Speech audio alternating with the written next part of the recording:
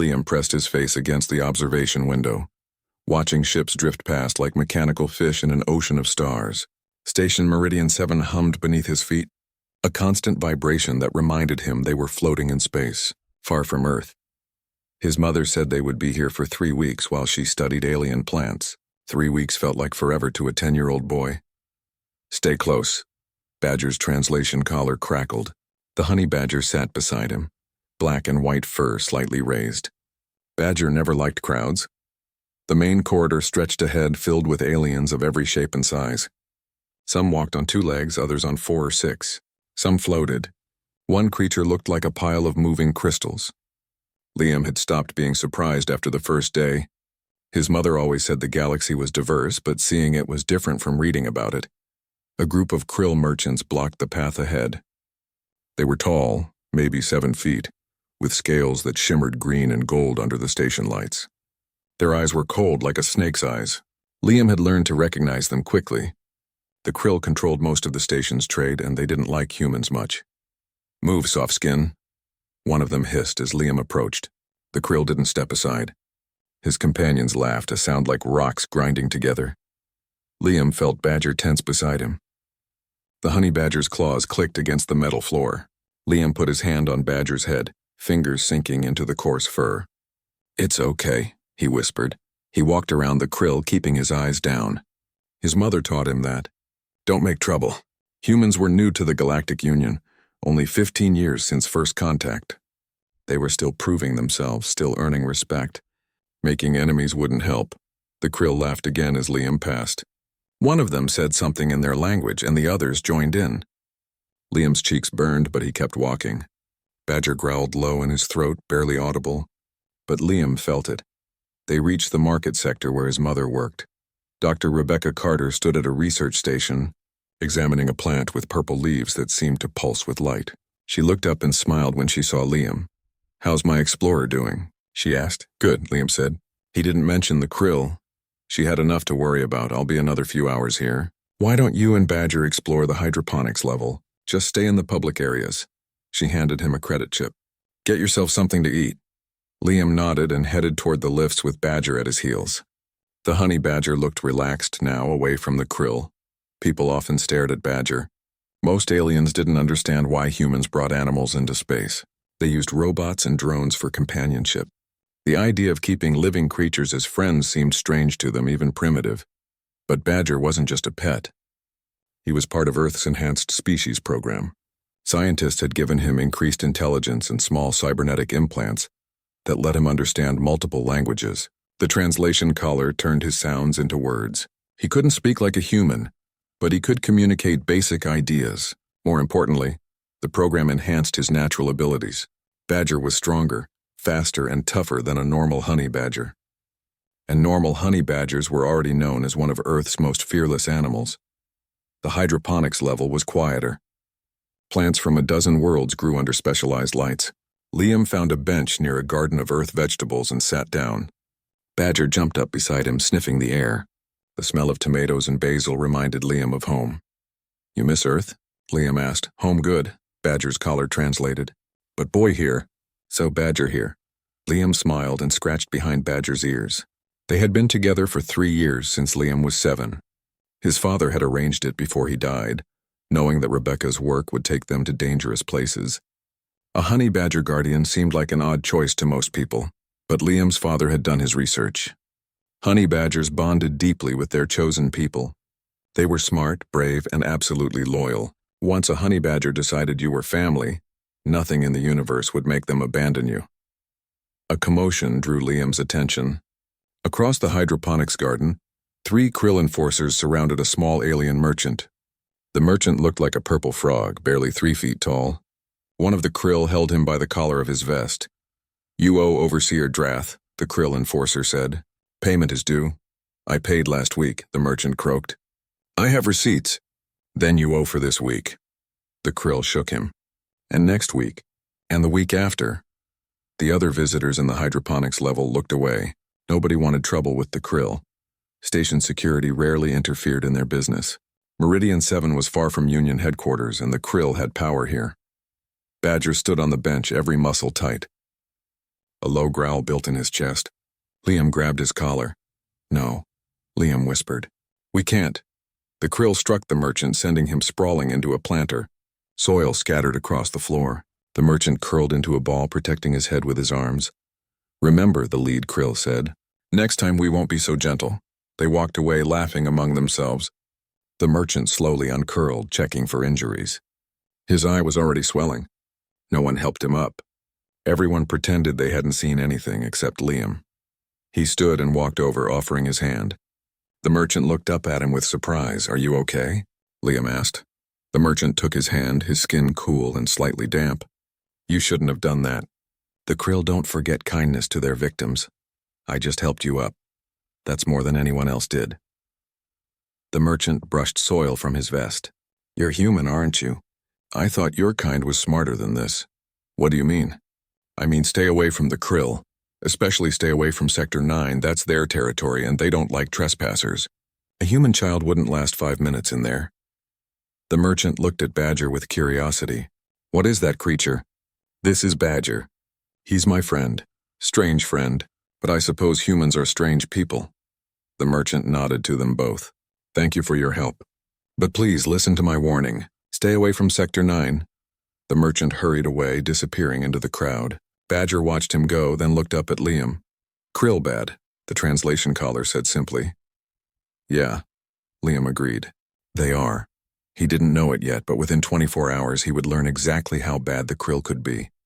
And the galaxy would learn what happened when you threatened someone a honey badger had decided to protect. The ball bounced twice before rolling under a barrier marked with yellow warning strips.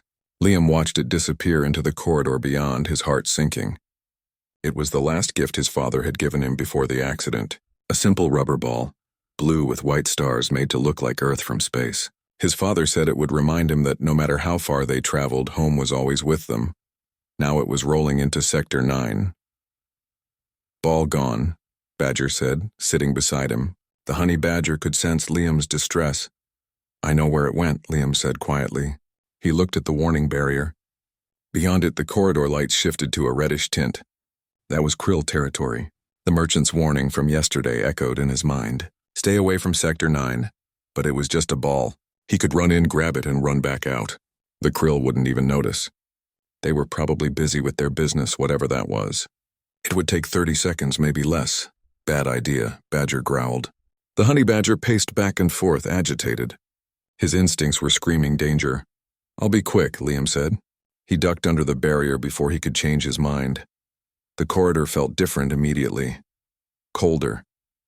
The air had a sharp smell, like metal, and something else he couldn't identify. His footsteps echoed on the grated floor. The ball had rolled about 20 meters ahead, stopped against a wall.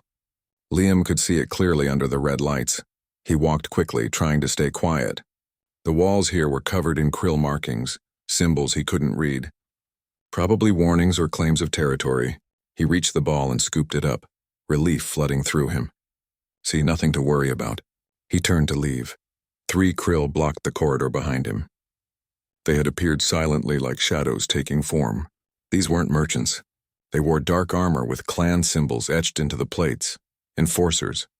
The one in the middle was massive, nearly 8 feet tall, with scars across his snout and arms. "Well," the big one said. His voice was deep, scraping against Liam's ears. "What do we have here? A soft skin in our territory." "I'm sorry," Liam said, holding up the ball. "This rolled in here by accident. I was just getting it back." The krill spread out, blocking any escape route. The big one stepped forward. Up close, he was terrifying. His scales looked like armor plating, and his claws could easily tear through flesh. His eyes were yellow with vertical slits, completely unreadable. "I'm Overseer Drath," he said. "You know what an overseer does, soft skin?" Liam shook his head, clutching the ball to his chest.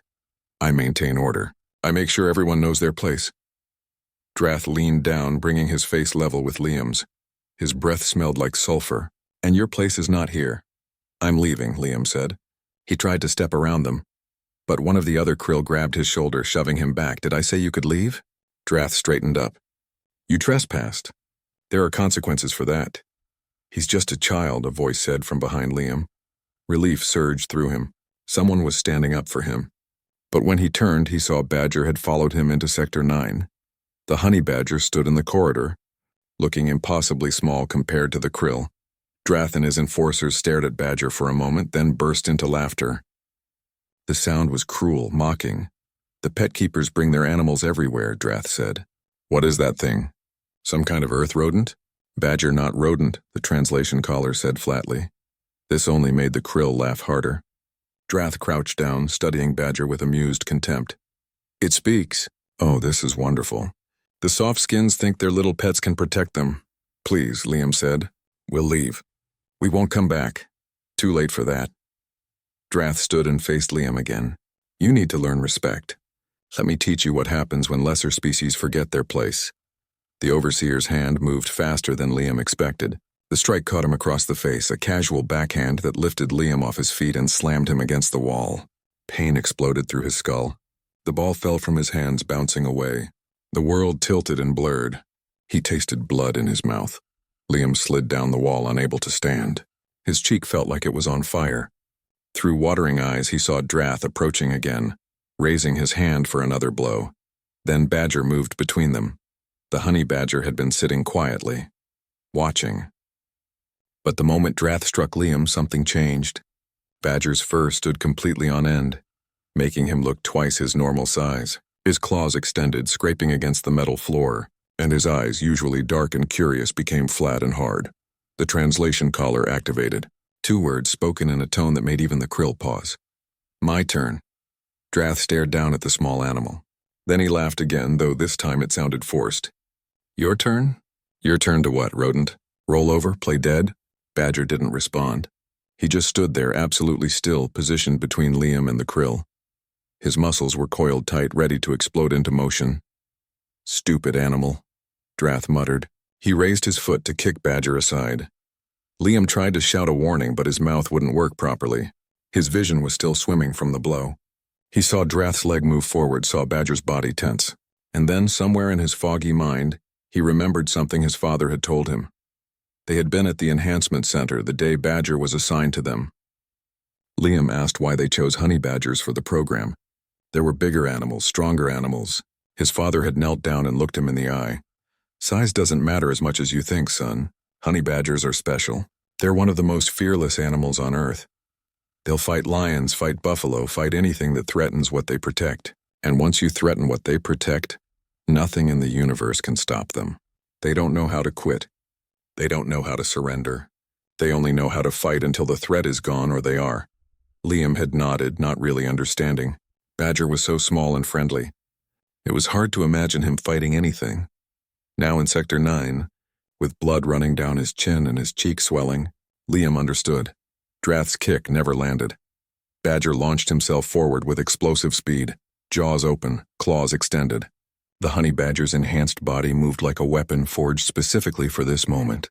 He hit Drath's leg below the knee, teeth sinking through scales and into the softer flesh beneath. Drath's scream echoed through the corridor, a sound of pure shock and pain.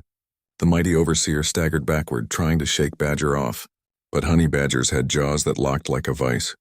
Once they bit down, they didn't let go. The other 2 krill enforcers stood frozen, unable to believe what they were seeing.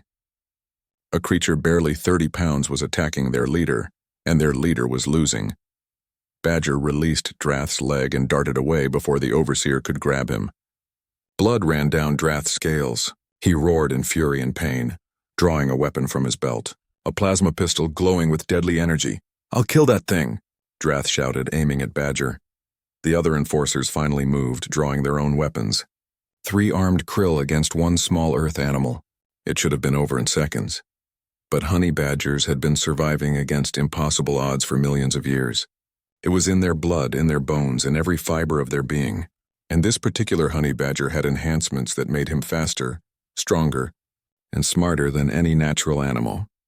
As the plasma bolts started firing, Badger became a blur of black and white fur, moving with a speed and purpose that seemed impossible for something so small.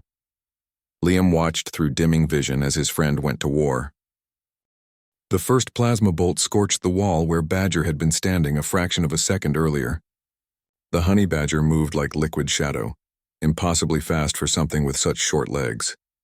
He zigzagged across the corridor floor, making himself a nearly impossible target. The second Krill enforcer fired, his shot going wide as Badger changed direction without warning. The third enforcer tried to anticipate the pattern, aiming ahead of Badger's movement. But there was no pattern. Honey badgers didn't think like prey animals that ran in predictable lines. They thought like predators, and predators were creative. Badger launched himself at the nearest enforcer, the one on the left. The Krill tried to swat him away, but Badger twisted in midair, latching onto the enforcer's arm. His enhanced claws, reinforced with a carbon-titanium compound, punched through the light armor on the Krill's forearm. The enforcer screamed and dropped his weapon. "Get it off," the Krill shrieked, shaking his arm violently. Badger held on, riding the motion like he was designed for it. His teeth found the gap between armor plates and bit down on the tendon behind the Krill's elbow. Another scream and the enforcer's arm went limp. Badger dropped to the ground and immediately targeted the next threat. The third enforcer aimed carefully, finger tightening on the trigger. Badger didn't run away. He ran forward directly at the gun. The enforcer hesitated, confused by the suicidal charge. In that moment of hesitation, Badger reached him. The honey badger went for the ankles. It was a simple strategy, but devastatingly effective. The enforcer toppled backward, his shot blasting harmlessly into the ceiling. Badger was on him before he hit the ground, claws raking across the Krill's face, aiming for the eyes. The enforcer rolled away, covering his head with his arms. That left Drath. The overseer had been watching, his yellow eyes wide with disbelief. He had seen combat before, had fought in clan wars, had killed enemies twice his size. But he had never seen anything fight like this small earth creature. It moved without fear, without hesitation, without mercy. Every action was focused on one goal: disable the threat. "Clever animal," Drath hissed. He holstered his plasma pistol and drew a curved blade from his back. "Let's see how you do against someone who knows how to fight." Badger turned to face him, blood on his muzzle, breathing hard but not tired. The translation collar crackled. "Protect boy." "Your boy is already broken," Drath said, gesturing at Liam. The human child was slumped against the wall, barely conscious. "Surrender now and I'll make your death quick." Badger's response was to charge. Drath was ready this time. He swung the blade in a wide arc, intending to cut the animal in half. But Badger dropped and slid across the smooth floor, passing under the blade. He crashed into Drath's legs, claws digging into the overseer's calves. Drath stumbled but didn't fall. He was too large, too well balanced. He spun and brought the blade down in a stabbing motion. Badger rolled aside, the blade sparking against the metal floor. Drath struck again and again, each blow missing by inches. The other two enforcers were trying to rejoin the fight. The one with the injured arm fumbled for a backup weapon. The one Badger had knocked down was getting to his feet, his face bleeding from claw marks. Badger saw them moving and made a calculation. He couldn't fight all three at once, not in open combat. He needed to end this quickly. His enhanced intelligence analyzed the situation in microseconds, coming to the same conclusion his natural instincts already knew. Take down the leader, and the others would break. He changed tactics. Instead of dodging Drath's next strike, Badger jumped directly at the blade. Drath's eyes widened in shock as the small animal seemed to commit suicide. But Badger twisted in midair, the blade passing through the space his body had occupied a moment before. He landed on Drath's extended arm and ran up it like a ramp, claws finding purchase in the scales. Drath tried to shake him off, but Badger was already at his shoulder, climbing toward his neck. The overseer dropped his blade and grabbed for the animal with both hands. His fingers closed on fur, but honey badger skin was famously loose. The skin shifted and slid, and Badger squirmed free, now on Drath's back. This was what honey badgers were built for. In nature, they climbed onto larger predators and attacked from positions of advantage. Lions, hyenas, even Cape buffalo had learned to fear the small black and white animals that could cling to their backs and bite with crushing force. Badger's teeth found the base of Drath's neck, just above the armor collar. He bit down hard. The overseer roared in pain and rage, spinning in circles trying to reach the animal on his back. Blood ran down his scales. He slammed himself backward into the wall, trying to crush Badger between his body and the hard surface. The impact would have killed a normal animal, but the enhancement program had reinforced Badger's bones and organs. He grunted from the impact but held on, biting deeper. Drath slammed into the wall again, harder this time, and again, the wall panels cracked under the force. On the fourth impact, Badger finally let go, dropping to the floor. Drath spun around, expecting to finish the stunned animal, but Badger wasn't stunned. He was already moving, targeting Drath's injured leg again. This time he went for the back of the knee where there was no armor. His teeth found the crucial tendons. Drath's leg buckled. The massive krill crashed to his knees, one leg completely useless. He grabbed for Badger with desperate hands, but the honey badger danced away, just out of reach. The other two enforcers finally moved to help their leader. But they were injured and hesitant. They had just watched a creature a fraction of their size bring down the most feared fighter in their clan. Their confidence was shattered. Badger didn't give them time to recover it. He darted at the one with the injured arm, the one he had bitten first. The enforcer raised his good arm to block, but Badger went low again, targeting the knee. A quick slash with reinforced claws, and the enforcer was on the ground, his leg unable to support his weight. The last enforcer standing backed away, raising his hands. "I yield," he said in the krill language. His translator unit rendered it in standard speech. "I yield." Badger stopped, watching him carefully. The enforcer kept backing away until he reached the corridor exit. Then he turned and ran. His footsteps echoed as he fled Sector 9. That left Drath. The overseer was on his knees, one hand pressed against the bleeding wound on his neck, the other trying to support himself. His face was twisted in pain and fury. He glared at Badger with pure hatred. "Impossible," he gasped. "You're just an animal. Just a stupid earth animal." Badger sat down, his tongue lolling slightly. He was breathing hard now, tired from the fight. But he positioned himself between Drath and Liam, never taking his eyes off the krill. "Not stupid," the translation caller said. "Protective." Drath tried to stand, but his injured leg collapsed under him. He fell forward, catching himself on his hands. Blood dripped from multiple wounds onto the metal floor. Behind Badger, Liam stirred. The boy's eyes fluttered open, his vision slowly clearing. He saw Badger sitting in front of him, saw the injured krill scattered around the corridor, saw the blood. "Badger." Liam's voice was weak, slurred. The honey badger's ear twitched, but he didn't turn around. He was still watching Drath, making sure the threat was truly neutralized. Footsteps echoed in the corridor, multiple sets, running. Station security was finally arriving. A spider-like alien in a security uniform rounded the corner, followed by 3 others. They stopped abruptly, taking in the scene. 4 krill enforcers, all injured, one of them barely conscious.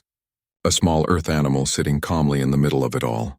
A human child bleeding against the wall.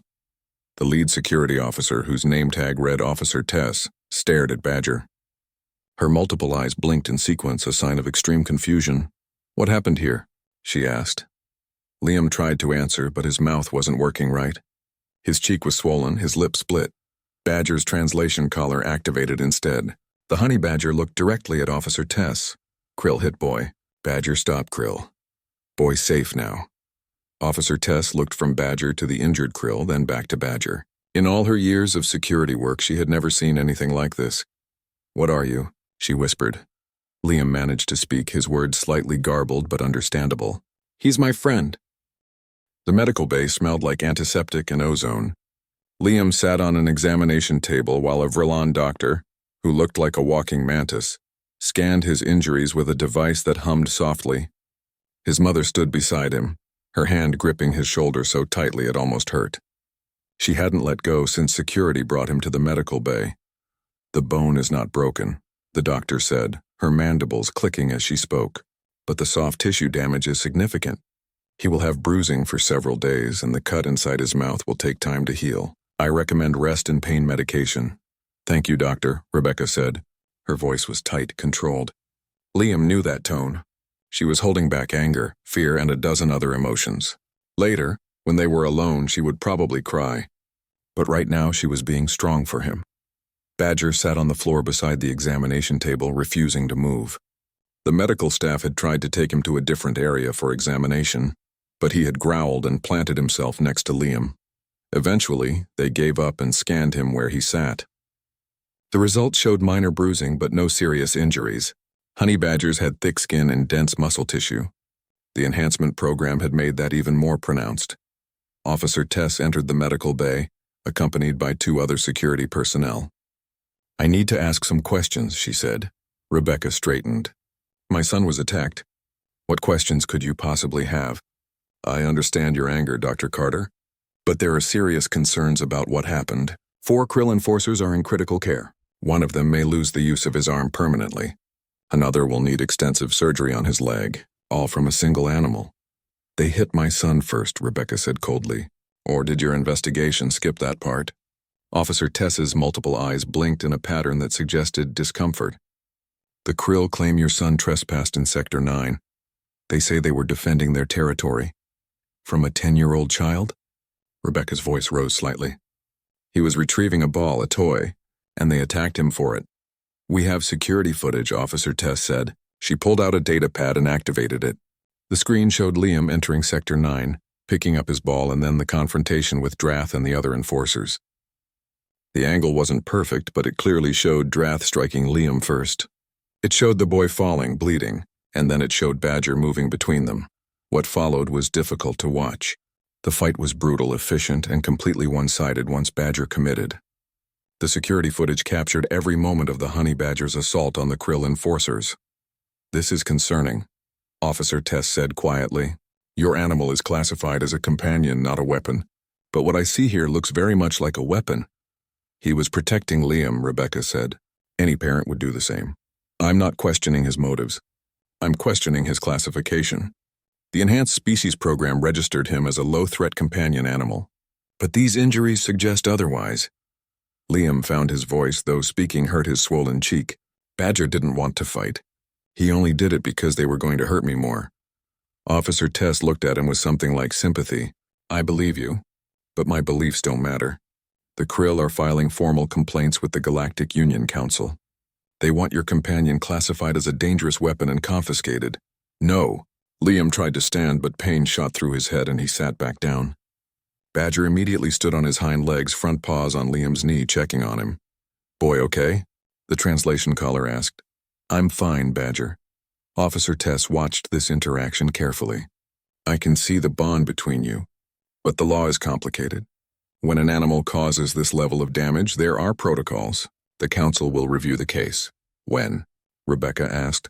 A representative from Earth's diplomatic corps is already on the way. Director Morris Hayes. He should arrive within 2 standard days. Until then, you and your son are confined to the human quarters for your own safety. The krill are very angry. As if to emphasize her point, an alarm sounded somewhere in the station. Officer Tess checked her communicator, her expression darkening. A krill clan ship just entered the system. They're demanding justice for their injured. Rebecca pulled Liam closer. You need to protect us. That's your job. I will do my best, Dr. Carter. But understand this situation is bigger than one incident now. The krill are powerful. They have allies. And right now humanity doesn't have many friends in this sector. Over the next day, news of the fight spread throughout the station and beyond. Liam stayed in the human quarters with his mother and Badger, watching news feeds on the data screen. The story was everywhere. Human child's pet mauled krill enforcers, read one headline.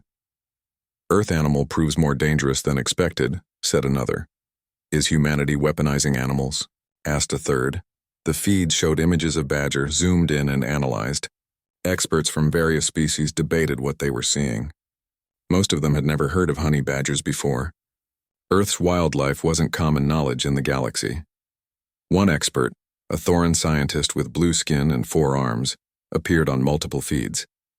The concerning aspect is that humans claim this is natural behavior, enhanced only slightly by their program.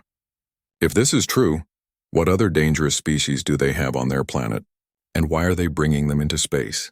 Another expert, this one from a species that looked like a floating jellyfish, disagreed. We should not judge an entire species by one defensive action. The video clearly shows the krill attacked first. The animal was protecting its companion. That is admirable, not dangerous. But other voices were less sympathetic. A krill representative appeared, his scales dark with anger. Humanity must control their beasts or face consequences. We will not tolerate weapons disguised as pets on our stations and ships. The council must act. Liam watched these feeds with growing anxiety. Everyone was talking about Badger like he was a monster, a threat. But they hadn't been there. They hadn't felt the impact of Drath's hand, hadn't tasted their own blood, hadn't seen the overseer raising his hand for another strike. Badger had saved him. Why couldn't they see that? Don't read too much of that stuff, Rebecca said, turning off the data screen. It's just noise. Director Hayes will set things straight. What if they take Badger away? Liam asked. The thought made his chest tight with fear. They won't. I won't let them. But her voice lacked conviction. They both knew that if the Galactic Union Council ruled against them, there was nothing one human scientist could do about it. Badger seemed unconcerned by all the attention. He stayed close to Liam, sometimes sleeping beside him, sometimes sitting by the window watching ships come and go. The honey badger didn't understand politics or public opinion. He understood simple things: protect the boy, stay alert for danger, eat when hungry, sleep when tired. On the second day, Director Morris Hayes arrived. He was a tall man with gray hair and sharp eyes that missed nothing. He wore the formal uniform of Earth's diplomatic corps, dark blue with silver insignia. He met with Rebecca and Liam in their quarters with Badger sitting between them. Tell me everything, Hayes said. So they did. Hayes listened without interrupting, taking notes on a data pad. When they finished, he studied Badger for a long moment. This animal saved your life, he said to Liam. Yes, sir. And now they want to take him away and probably terminate him. Liam felt tears burning his eyes but refused to let them fall. Yes, sir. Hayes nodded slowly. Well, we can't let that happen. The hearing is tomorrow. I've prepared a defense, but I need you both to be strong. The Krill will try to paint this as human aggression. We need to show the truth. What do you need us to do? Rebecca asked. Just tell the truth. And let me handle the politics. Hayes stood and straightened his uniform. I've been studying Earth's wildlife since I heard about this incident. I think I have an approach that might work, but it's going to surprise some people. Will it work? Liam asked. Hayes smiled, but it didn't reach his eyes. Honestly, I don't know. But I promise you this. I will do everything in my power to protect Badger. Because if we lose this fight, we lose much more than one animal. We lose humanity's reputation in the galaxy, and we lose the right to be who we are. That night, Liam couldn't sleep. He lay in bed with Badger curled up beside him. The honey badger's steady breathing a comfort. Tomorrow, a group of aliens would decide Badger's fate. They would look at the footage, read the reports, and make a judgment. Liam just hoped they would see what he saw. Not a weapon, but a friend who refused to let him get hurt. Badger? He whispered in the darkness. The collar translated the questioning sound. Thank you for saving me. Badger shifted position, pressing closer to Liam's side. Always protect boy. That is Badger's job. Liam closed his eyes, trying not to think about tomorrow, trying not to imagine a future without his friend. The council chamber felt enormous. Liam sat in a chair that was too big for him, his feet barely touching the floor. His mother sat to his left, Director Hayes to his right. Badger lay at his feet, calm and still. Around them, the chamber curved in a semicircle with raised platforms where representatives from different species sat in judgment. Liam counted 12 representatives: a Vrillon, a Thorin, 3 others he didn't recognize, and 6 Krill. The Krill representatives sat together, their scales gleaming under the chamber lights. They looked angry. One of them was Drath himself, his neck bandaged, his leg in some kind of support brace. He stared at Liam with pure hatred. Officer Tess stood at a podium in the center of the chamber. As head of station security, she would present the facts of the case. She activated a holographic display, showing the security footage from Sector 9. 3 days ago, a human child entered Krill territory to retrieve a personal item. Tess began. Her voice echoed in the large space. He was confronted by Overseer Drath and 3 enforcers. The encounter became violent. The hologram showed everything: Liam picking up the ball, the Krill surrounding him, Drath striking him. Liam's mother gripped his hand tightly as they watched him fall. Then the footage showed Badger's counterattack. The representatives watched in silence. Some leaned forward, studying the footage carefully. Others sat back, their expressions unreadable. When the footage ended, Tess continued. The result was 4 injured Krill enforcers and 1 injured human child.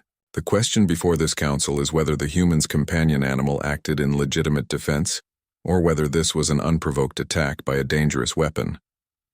A Krill representative stood. His scales were darker than the others, almost black, with red markings. I am Clan Leader Varth. The answer is obvious. This creature is a weapon. Look at the damage it caused. 4 trained warriors injured by 1 small animal. This is not natural. This is military engineering. Director Hayes stood smoothly. May I respond? The head counselor, a elderly Thorin with pale blue skin, nodded. Please proceed, Director Hayes. Hayes walked to the center of the chamber, his movements confident. Clan leader Varth is correct about one thing. The damage was significant. But he is wrong about the cause. This was not military engineering. This was nature, enhanced only slightly by medical science. You admit the animal was enhanced, Varth said. Therefore, it is a weapon. By that logic, any species that uses medical technology to improve their natural abilities is a weapon. The Thorin longevity treatments, Freelon optical enhancements, your own krill strength supplements. Are these weapons? Varth's scales rippled with irritation. Those are medical treatments, not attack modifications. And Badger's enhancements are also medical in nature. Improved healing, slightly increased strength, cognitive enhancement to allow communication. These modifications don't make him a weapon. They make him a better companion. Another krill representative stood, but the footage shows aggressive behavior far beyond normal animal responses. Hayes nodded. Because you don't understand honey badgers. Let me educate you. He activated his own holographic display. Images of Earth appeared, showing various ecosystems. Then the images focused on a small black and white animal in the African savanna. This is a honey badger in its natural habitat, unmodified, completely natural. Watch, the hologram showed footage of a honey badger confronting a lion. The lion was easily 20 times the badger's size, with massive claws and teeth. The honey badger didn't run. It charged, hissing and growling. The lion surprisingly backed away. More footage followed. Honey badgers fighting hyenas, raiding beehives despite thousands of stinging insects, digging through concrete-hard termite mounds. In every clip, the small animal showed absolute fearlessness. Honey badgers are known on Earth as one of the most fearless animals in existence, Hayes explained. They have thick skin that resists bites and stings. They have powerful jaws and claws, and most importantly, they have a temperament that refuses to back down from any threat. They're so fierce that the Guinness Book of Records once listed them as the most fearless animal on Earth. The representatives were watching the footage with clear fascination. Even the krill seemed surprised. Hayes continued. The enhancement program didn't create this behavior. We just gave Badger the ability to communicate and slightly improved his natural abilities. Everything else, everything you saw in that footage is pure honey badger nature. This is meant to reassure us? Varth demanded. You're saying Earth naturally produces creatures this dangerous? Earth produces many dangerous creatures, Hayes said calmly. He changed the hologram to show different animals. These are called orcas. They hunt in packs and can kill whales larger than most spacecraft. These are saltwater crocodiles with bite force that can crush bone like soft fruit. These are Cape buffalo, known for killing more humans than any other large animal in Africa. This is a poison dart frog, whose skin contains toxins that can kill hundreds of people. And this is a microscopic organism called Toxoplasma gondii, a parasite that can literally alter brain chemistry and behavior. The council chamber was silent. The representatives stared at the images, clearly disturbed. Should I continue? Hayes asked. I have documentation on thousands of Earth species. Bears that can run 40 miles per hour despite weighing half a ton. Spiders with venom that causes painful death. Fish that generate enough electricity to stun a human. Birds with claws that can disembowel prey with a single kick. Earth is a remarkably dangerous planet by galactic standards. The elderly Thorin counselor spoke up. How do humans survive on such a world? Hayes smiled. We evolved alongside these creatures. We learned to respect them, to avoid the dangerous ones, and to befriend the ones that would accept friendship. Humanity's greatest strength isn't our technology or our intelligence. It's our ability to form bonds with other species. Dogs, cats, horses, even birds. We've been partnering with animals for thousands of years. He gestured to Badger. The enhancement program is just an extension of that ancient partnership. We don't create weapons. We create companions who can thrive in space alongside us. Clan leader Varth wasn't giving up. Yet your companion attacked trained warriors. That is not the action of a pet. No, Hayes agreed. It's the action of a protector. Let me ask you something, clan leader. If someone struck your child, what would you do? Varth's scales darkened. I would defend my child. With violence? If necessary. Even against multiple opponents? Varth hesitated. Yes. Then how is Badger different? He saw his companion, his family, attacked. He defended him. That's not weapon behavior. That's family behavior. The counselor raised a hand for silence. I would like to hear from the child. Liam Carter, please approach. Liam's heart pounded as he stood. His mother squeezed his hand before letting go. He walked to the center of the chamber on shaky legs, very aware of all the eyes watching him. Badger started to follow, but Liam signaled him to stay. The honey badger sat reluctantly, watching his every move. Liam, the counselor said kindly, tell us about Badger. How long have you known him? Liam's voice came out small at first. 3 years. Since I was 7. And why do you have him? My dad got him for me. Before my dad died, he said I needed someone to protect me while Mom worked in dangerous places. Has Badger ever hurt anyone before? No, sir, never. He's friendly with everyone. He plays with other animals on stations we visit. He's gentle with small children. Then why did he attack the krill? Liam touched his still swollen cheek. Because they hit me. Overseer Drath hit me so hard I couldn't stand up. He was going to hit me again. Badger was just protecting me. The counselor looked at Drath. Is this true? Did you strike the child first? Drath's scales rippled. He trespassed. That's not what I asked. He needed to learn respect. By being beaten? The counselor's voice hardened. He is a child. A soft-skinned child, Drath muttered. The word hung in the air. Several representatives shifted uncomfortably. The prejudice was obvious. Director Hayes spoke up. And there it is. The real issue. Not whether Badger is dangerous, but whether humans deserve equal protection under Union law. The krill see humans as soft, as weak, as lesser. They thought they could hurt a human child without consequences. Clan leader Varth stood angrily. That is not what this hearing is about. Isn't it? Hayes challenged. If Liam had been Thorin or Vrylan or even Krill, would Drath have struck him?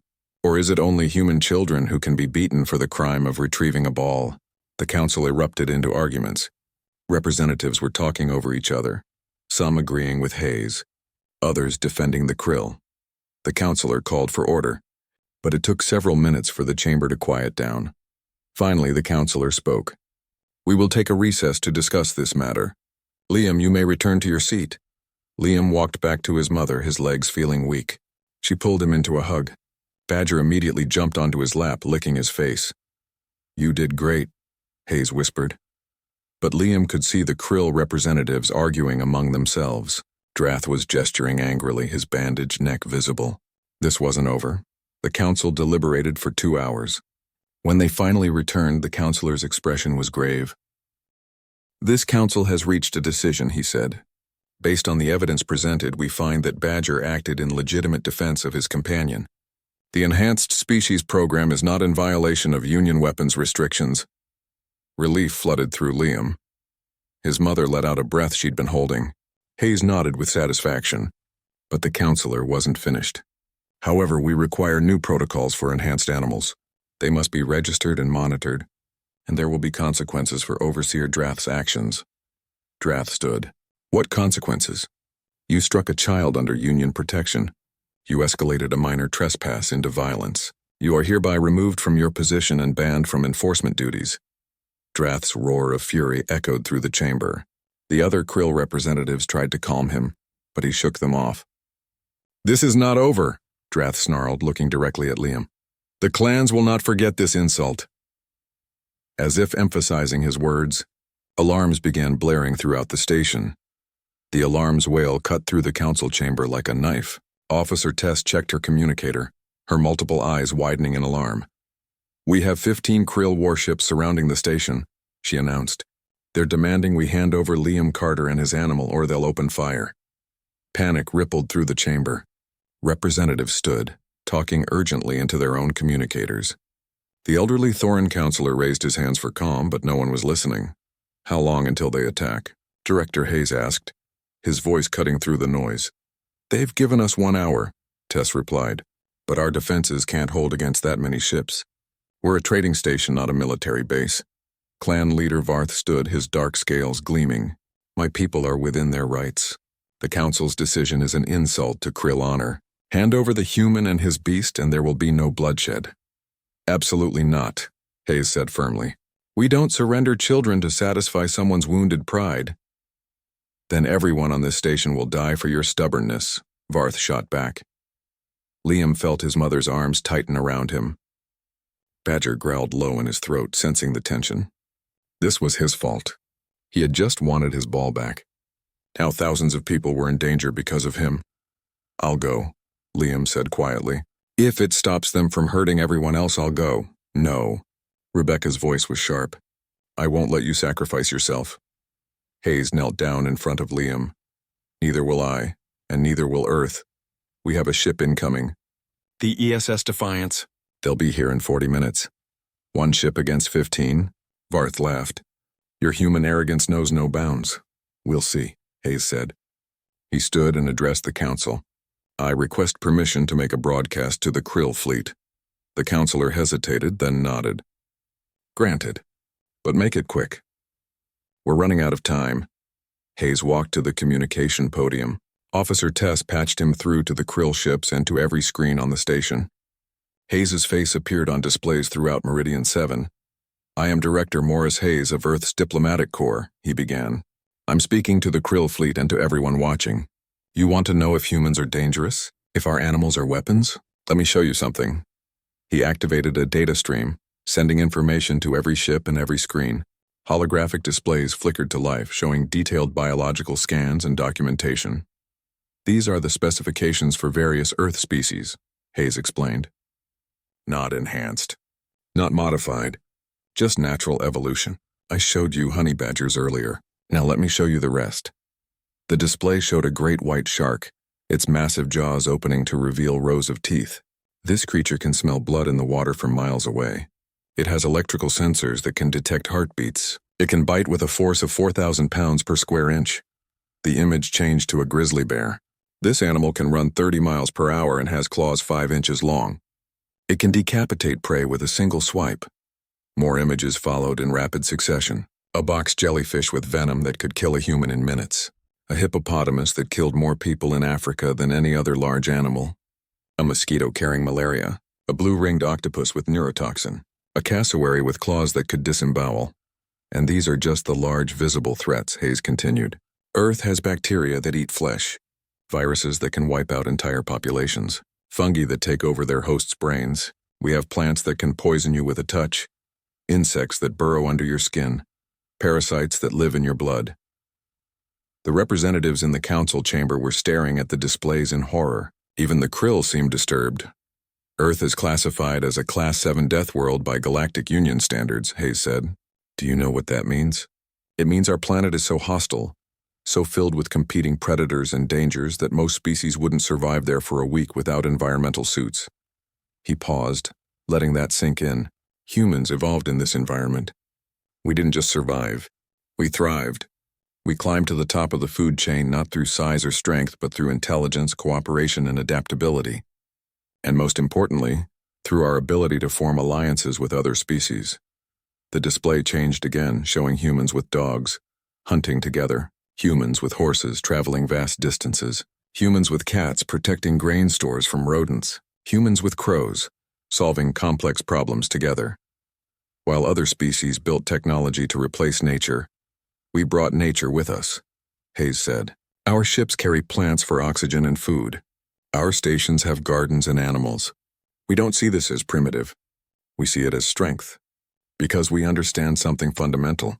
Life supports life. Diversity makes us stronger. He changed the display one final time, showing Badger sitting peacefully with Liam, the honey badger's head resting on the boy's knee.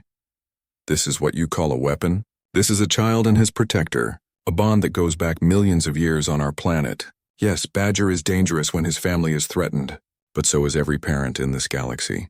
The Krill understand this. Their clans are built on protecting their own. How is Badger different? Silence filled the communication channel. Hayes pressed his advantage. The ESS Defiance is bringing something special. Not weapons, not soldiers. Just information. A complete database of Earth's biological diversity, thousands of species, all cataloged, all explained. We want you to see what we live with every day.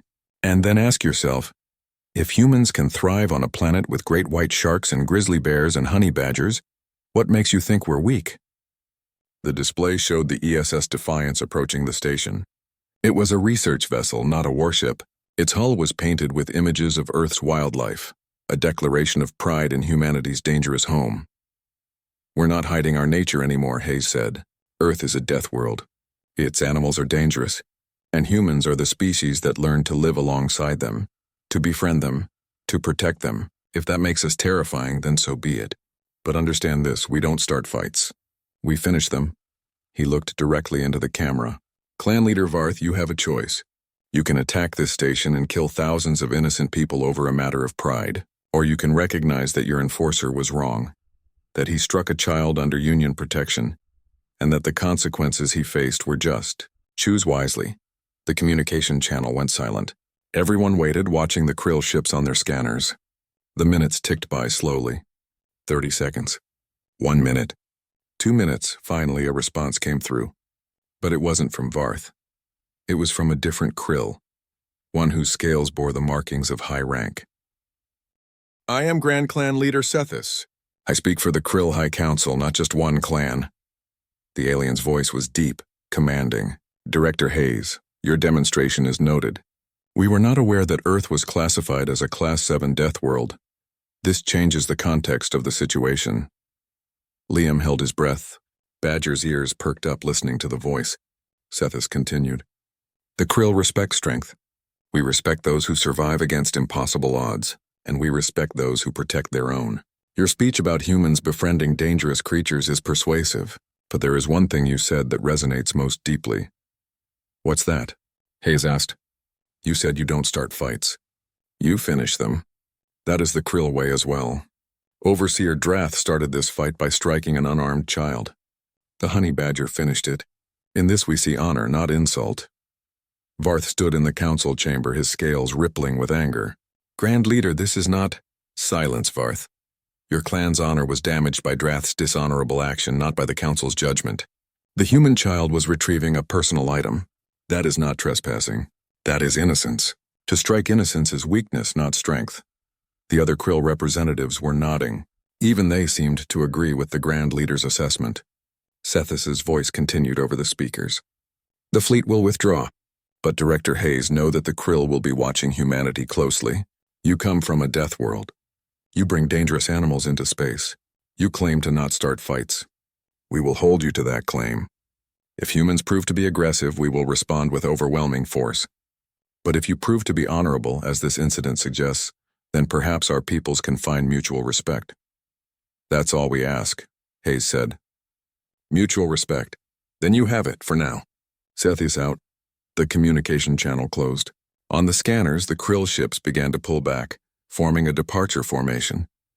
Within minutes, they jumped to hyperspace, leaving the station in peace. The council chamber erupted in relief and celebration. Representatives who had been terrified minutes ago were now congratulating each other on surviving the crisis. Officer Tess slumped in her chair, her multiple eyes closing briefly. Hayes returned to Liam and Rebecca. It's over, he said simply. Rebecca pulled him into a hug, tears streaming down her face. Thank you. Thank you so much. Liam looked up at Hayes. Did you mean all that stuff about Earth being dangerous? Hayes smiled. Every word. Earth is a remarkable planet, Liam. Most species in the galaxy evolved on worlds where the biggest danger was weather or scarcity of resources. But Earth? Earth is filled with predators competing for survival. It made us tough. It made us adaptable. And it made us appreciate the value of forming alliances with other species. He crouched down and looked at Badger. Your friend here is a perfect example.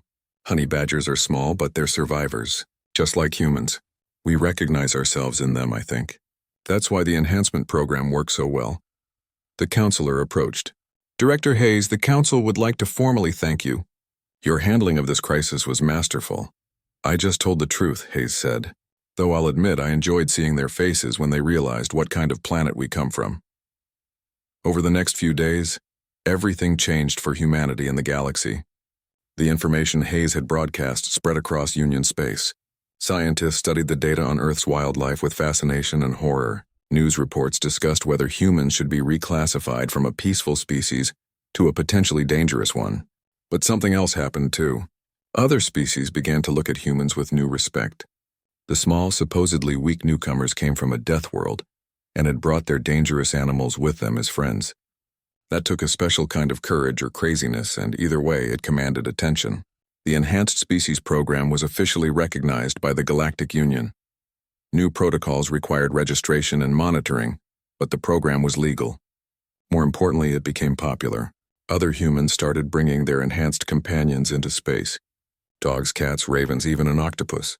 Liam and his mother returned to their quarters, exhausted but relieved.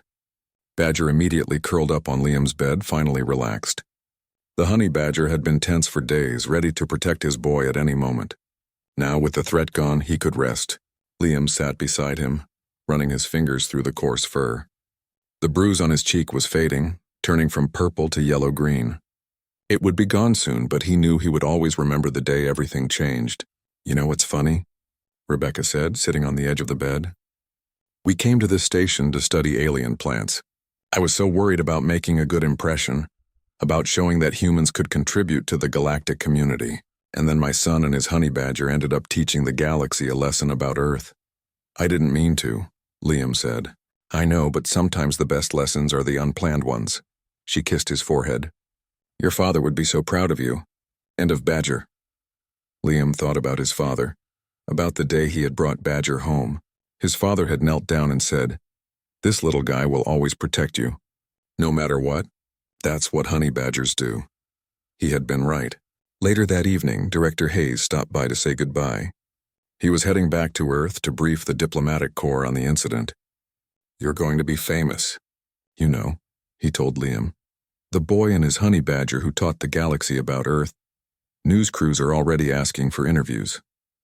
"I don't want to be famous," Liam said. "I just want to be left alone with Badger." Hayes laughed. "Fair enough. But you should know this incident changed things. The Galactic Union is reassessing how they view humanity. We're not the weak newcomers anymore. We're the species from the Death World who brings their predators as friends." "Is that good?" Liam asked. "Time will tell, but I think so. Respect is better than pity, and fear, properly managed, can prevent conflicts before they start." Hayes reached down and scratched behind Badger's ears. "Take care of this guy. He's special." "I will." After Hayes left, Liam lay down beside Badger. The honey badger opened one eye, checking on him, then closed it again. "Badger?" Liam whispered. "Why did you fight them? You could have been hurt. You could have died." Badger was quiet for a moment. Then his translation collar crackled to life. "Boy is Badger's family. Family protects family. Always, that is the way. Even against bigger enemies? Especially against bigger enemies. Size does not matter, only protecting what matters." Liam smiled and closed his eyes. Outside the window, stars drifted past as the station continued its eternal orbit. Ships came and went, bringing aliens from across the galaxy. Some of them looked at humans differently now, some with fear, some with respect, some with curiosity. But none of them would ever again make the mistake of thinking humans were weak, because Earth was a death world, and humans had evolved alongside some of the most dangerous creatures in the galaxy. And now, thanks to one boy and his honey badger, everyone knew it. Far away in Earth's diplomatic offices, planners were already discussing the implications. If a honey badger could command this much respect, what would happen when the galaxy learned about the other animals humans were enhancing? What would they think of enhanced wolves or enhanced eagles or enhanced dolphins with their incredible intelligence? But those were questions for another day. For now, Liam Carter slept peacefully, his faithful guardian beside him. And in the Krill territories, clan leaders gathered to discuss this new information about humanity and their dangerous world.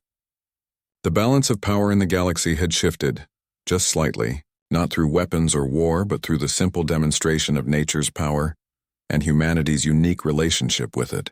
Somewhere in the station, Liam's blue ball sat on a shelf, a reminder of the day everything changed, the day a simple game turned into a galaxy-wide revelation.